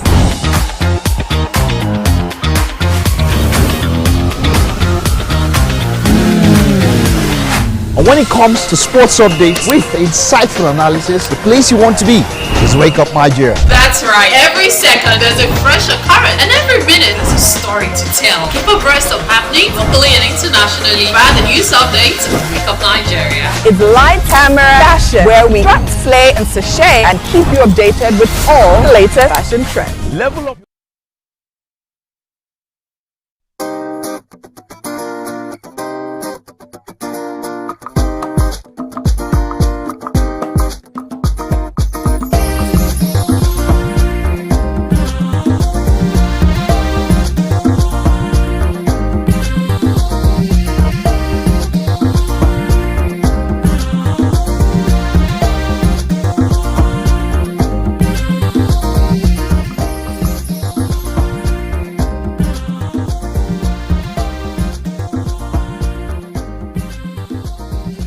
Welcome back and thanks for staying with us. It's really hot in the studio and this argument of should we be paid, should we not be paid. But before we go into what I said, which is what should be in the bill, NEMA wanted to respond to this.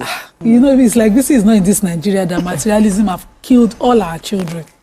She's not seeing how young girls get pregnant while they're trying to go around, sell their babies and turn it into a business. This entire transactional way of doing things, dealing with things, materialism, has led us to where we are today. It's made our economy more expensive to run, our lives more expensive to run. Everybody looking for one way or the other. What you do for me? What can I get out of it? When we were raised, those days, we saw our parents do things for people, not because they knew the rewards were coming. I was raised to think that leave the reward for God. And if the person becomes ungrateful, move on. Because that reward is not with the person to give you. Is a Yoruba saying. Things can't remain the same for 20 years amongst people. It takes special being to be grateful, to be non-transactional in friendship for years. You saw this mentality of there must be something you are looking for. How about you're just looking for companionship in your old age? Can that be monetized? You know? So yes, I was raised. I have 3 mothers that sat at my wedding. Oh yeah, and I didn't born me. Do you know that I still pay? I still pay.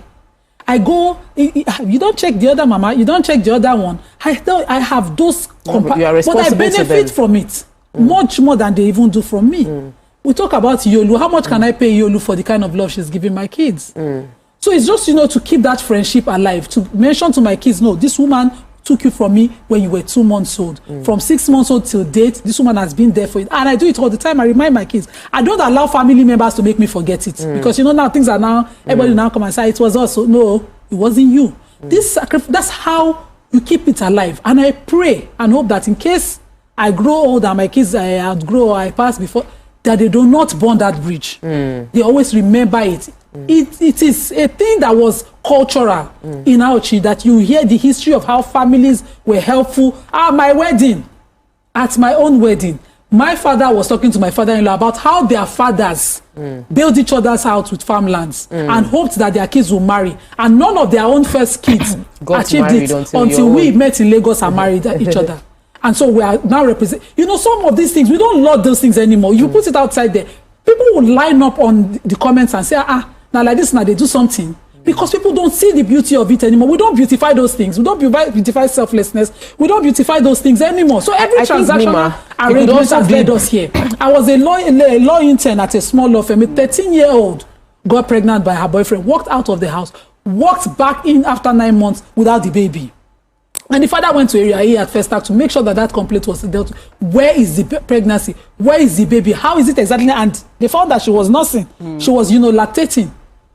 So we cannot continue to do things like we must put in ways of changing even the orientation of our people from transactional mindset back to, to more things that keep societies. Those that have those money, societies we praise, the Malaysia and all of that that run without mostly transactional mindset. We praise them. When we go there, we say that, well, we don't think our people were like that before colonial masters. We will go into what should be in the law, because obviously there will be, like Namaka said, money is exchanging hands, even if it is not cash. Favors might exchange hands, but if we don't create a structure, can be built. It's not only favors. All right, let me take Oge. Welcome to the show. Good morning.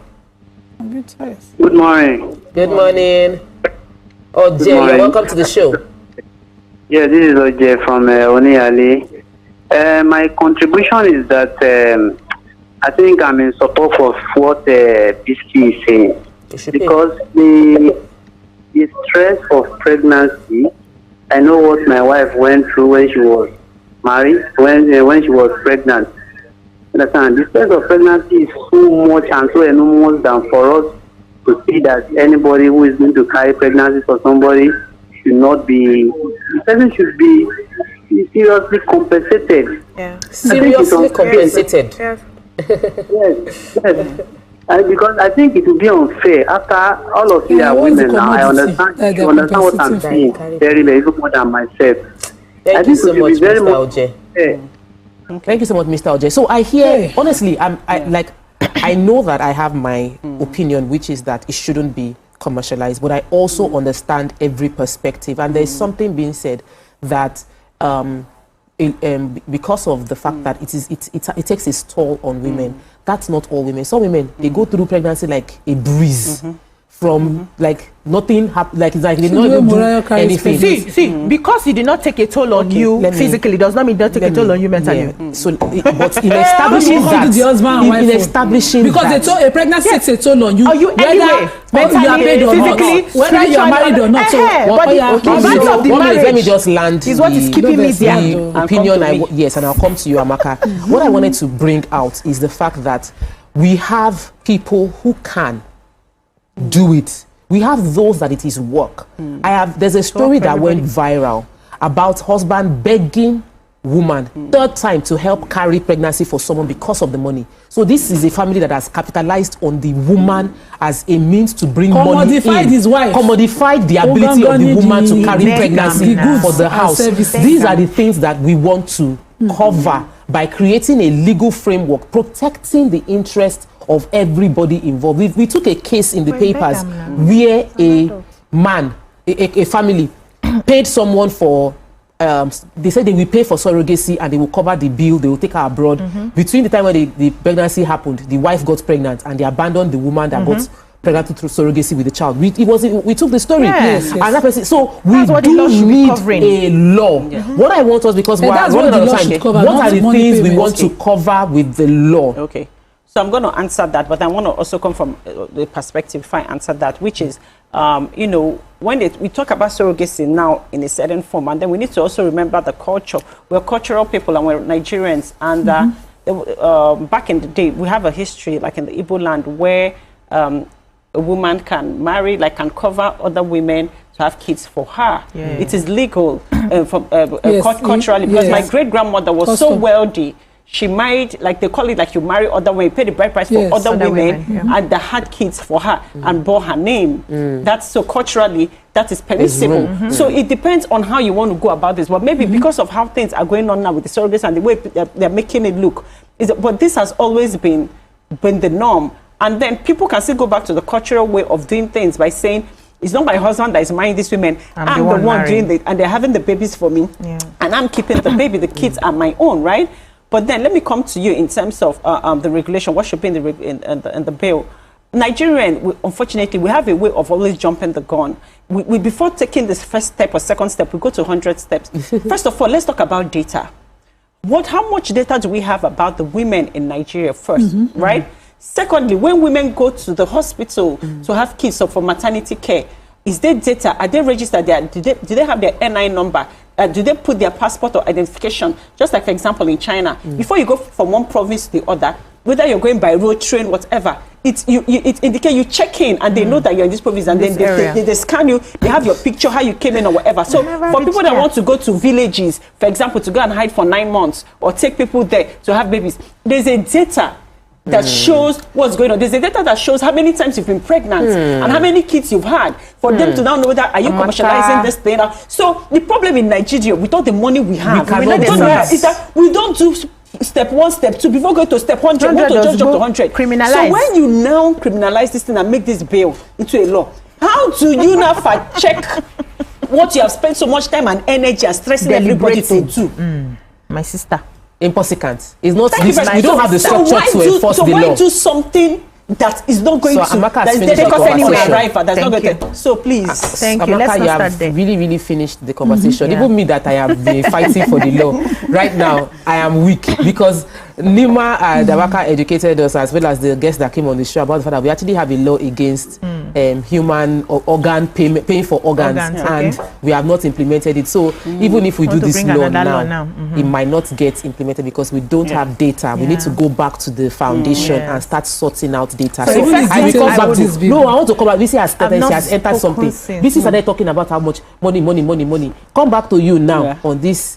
I've been shouting money. I'm just saying everything in life is transactional. Even those days we're calling, there was a reason they decided to marry you because of what you were bringing, whether it's monetary, whether it's connection, whether it's family values. You were bringing something to the table. It has always been transactional. Society has always been transactional from even the times of old. It's just that now, because we are materialistic and we are seeing the physical cash, everything is now being translated into cash. But we have always been transactional. I agree. Even to salvation says, you go buy Bible. It's not free. Now money that they use buy Bible, you go pay tithes, you go pay offering. What are we talking about? Everything, even the salvation, we didn't pay for them. Everything has been transactional.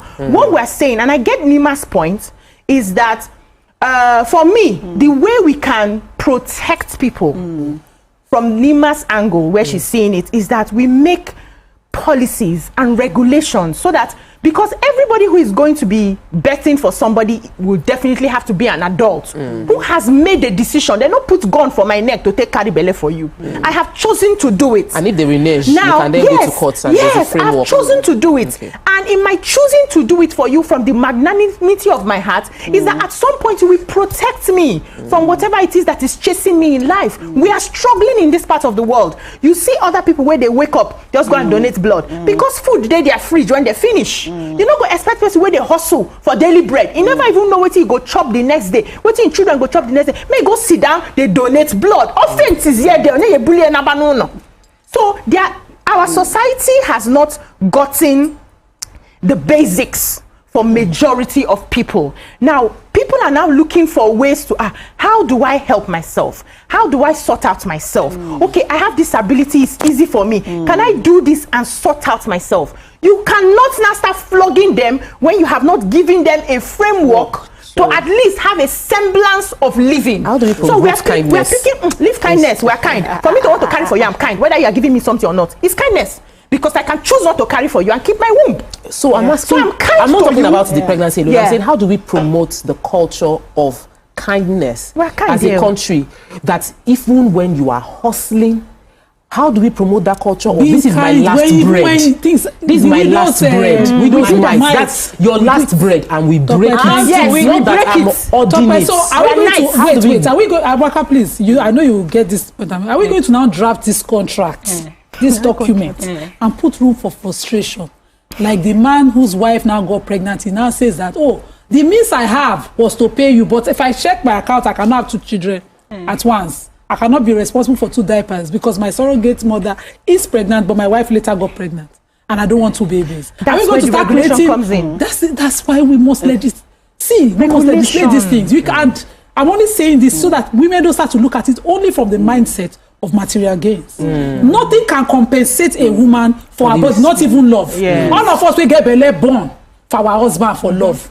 We there here. We are in our 40s now realizing that something has given. Yes, so true. Your body can never be the same. Never. So forget that when money go finish. But now you hold the picking, there's a difference. Hold on to something more tangible, more something that makes more sense, and not what can finish. Imagine the love of someone you didn't raise, the respect of a child you didn't raise. Go up north, you see these cultures. I don't think you can monetize things like that. No, we are not saying you should monetize it to share. My final words to answer you is that when you ask that question, is for me to ask another question, to throw the question to you and to the audience and to Nigerians at large. So how do we, if you're asking a question, how do we rebrand Nigeria? You're talking about how do we inculcate kindness, empathy. How do we, since I was a child, Nigeria go better, leaders of tomorrow, we still there here. How do we rebrand Nigeria? It's the same. So it takes one person at a time. By me showing kindness, you showing kindness, and the same way, that's the same way we're going to rebrand Nigeria. Same context. And then if we're not rebranding Nigeria for how many years? Till today. So this one, he goes, hey, like you say, one guy is I know you should start to do more awareness on the benefits of just being protection. Kind. You know, I was giving the example that if the person get accident, you know, go help her. Must you know the person now? People actually drive past accidents. We didn't used to be like that. We didn't used to be like that. The good Samaritan for Bible. How many people drive past them? Oh Jesus! But somebody stopped. So everybody cannot be the way you are. Can we promote the person who stopped as opposed to the number of people that pass? Exactly. There are cultures, there are countries that have made it a culture that nobody would even pass. Yeah, they will always stop. Let me tell you why. Sweetheart, in place. Yes, it's the system. Yes. So now if I stop for you, I now carry you and go to the hospital. They hold me there. Wait, they hold me there. Where did you carry this person? Before I know, I don't enter police, I don't enter cell. Tomorrow you tell me to stop. BC, the mindsets of this, which is where majority of Nigerians which is bad experience, defensive, I don't want to be caught there, is keeping us from even thinking creatively of the kind solutions that can come up. Why have we've been playing lip service? I've mentioned it yesterday, I mentioned it again today, because I know that someone around me lost a driver last week. And that was because when we got to the hospital, they said they deposit money. There was no blood. Second hospital, drop 2 million naira. Oga say he no get 2 million naira. By the time they go to third hospital, they give drip. Blood no day. They find blood flying, but the person died. You know, like their lives are being lost in Nigeria every day because everybody is thinking, when I get there, I make money, I sort my family. Because if you go to big hospitals, they will find blood though. Thank you, but you will pay. But we have now created a culture that is so selfish, self-centered, that everybody is fighting for their pockets while living the rest, anyhow, be yourself. We need to change that mindset. And we cannot say it is leaders alone. Shows like this, platforms like this would reorientate people to start thinking, maybe I should not, maybe I shouldn't.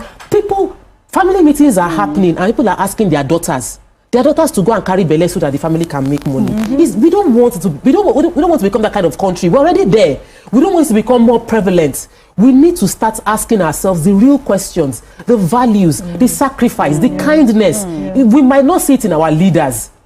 And we shouldn't repeat that same circle. That's what me I'm canvassing for. I agree with you. We will not see it in our leaders, but it's difficult because we don't have influence, right? There's a level to the influence that we have. Exactly. So she can change her little corner in her community. You change yours. Yes. I change mine. Over time, it might spread.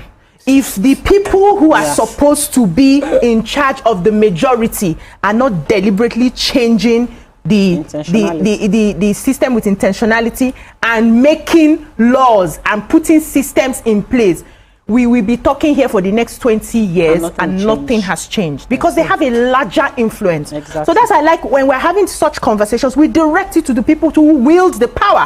We can only shout, we can only do our bit, but the people who wield the power will be the ones to make the lasting change that will trickle down. So final words, we can't remove them. Who have the power. What do we want the people that have power to do?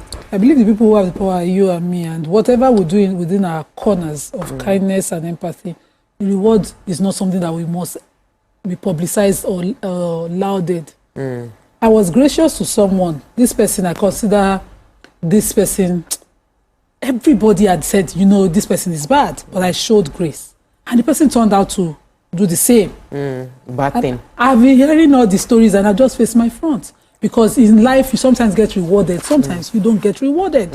You move on. And I'm not even willing to explain or shalaye or anything. Just move on. learn to do good no matter what. And if your person is nearest to you and you think that being a carrier for their baby can help them, do it and see whether it will bring you any reward. But if you monetize it, you've taken your reward, and so be it. What if tomorrow you come around and they say, no, this relationship was completely over the day you took your money? How do you see it? My last words, I'm a realist. It's not about me or you sitting down here. It's about our leaders doing the right thing, making policies in place, creating data. We have all it takes to take our country to the next level. It took China 25 years, between 15 to 25 years to get. There was no structure. There was no top building in China 25 years ago. Look at them now.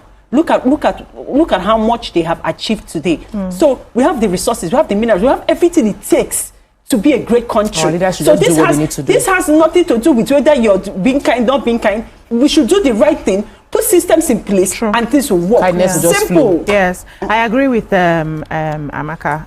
Systems are what we need for the many changes that we are clamoring for. While we preach our kindness in our own little corner, whether we get the reward or not, some people are waiting to go to heaven to get their reward. Some people want their reward here, and it's okay. Your needs and wants are valid. If I want to collect my own now and you want to wait till you get to heaven, that's also fine. As long as we are adults and we are making the choices and standing by the choices that we make. Government, we just need more regulation. We need more of your systems in place to protect the vulnerable so that people like hawks will not use them against their will and defraud the system. That's all we need. Not to jump into criminalizing things that have been working for our forefathers. Let's calm down. Thank you, ladies, for an amazing show. I feel that we've all spoken from different points of view, and leaders, people that are passing this law already know that there's going to be divergent view concerning any bill. It's going to be about majority and protecting the interest of the vulnerable. Let's put that. Let's not make a law in isolation. Adoption is slow in Nigeria. Very slow. Adoption is almost impossible to be carried out. So we're giving room for an industry called Baby Factory. Let the leaders actually take a holistic look towards solving this infertility challenge and all the other things that come around it. That way we're not making one law in isolation, and then most importantly, laws are just papers if it is not implemented. Let us implement the laws we already have. Thank you so much for your contributions towards this show. The conversation never ends, so you can still continue the conversation online. Till we meet again tomorrow, have a wonderful day. Bye. Bye.